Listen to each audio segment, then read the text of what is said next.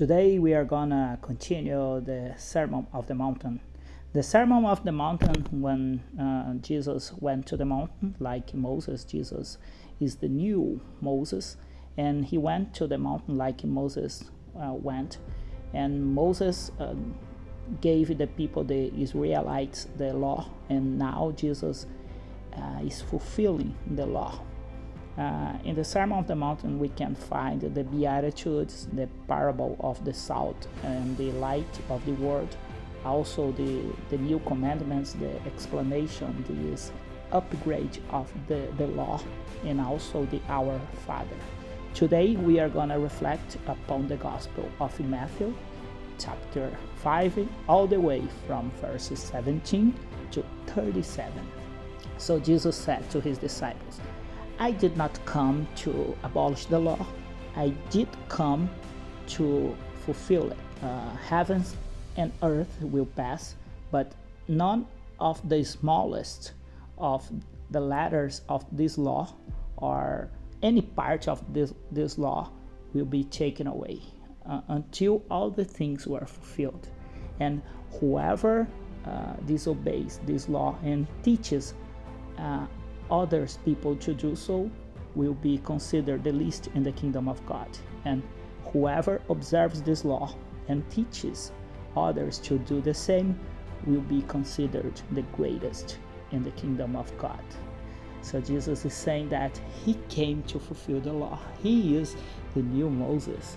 And now he's passing to his disciples the meaning of the law. And Jesus starts saying, you have heard, but now I say to you. You have heard from the ancient people, you shall not murder. But I say to you that whoever gets angry with someone else is committing sin. Before you're going to offer a gift and you realize that you have something against a brother or one brother has something against you, let your offer, your gift, go and reconcile with your brother, and then after that you will return and then you can offer your gift. Make peace with your opponent before going to the magistrate, lest you be handed to the guard, and guard will throw you in the prison, and there you will stay until you pay the last penny. So Jesus is explaining about get angry. So get angry is something that we have to be careful in order not to hurt someone. You have heard that you will not commit adultery, you will not betray, you shall not divorce a woman.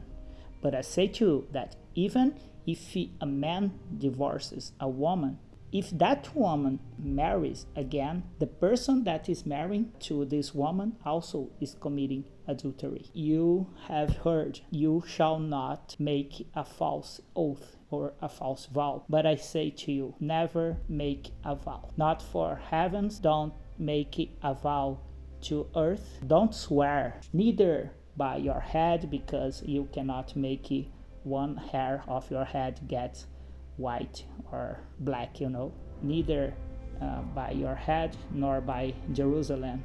May your yes mean yes and your no mean no. More than that is from the evil one.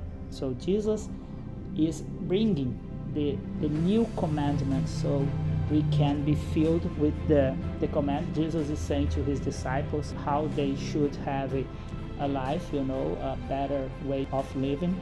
This is the message for today, the new covenant, the new commandments. Because Jesus was showing to the scribes and the Pharisees that he could make a new commandment because they observed the law, and Jesus was bringing a new way to see the law, but Jesus was doing more than that.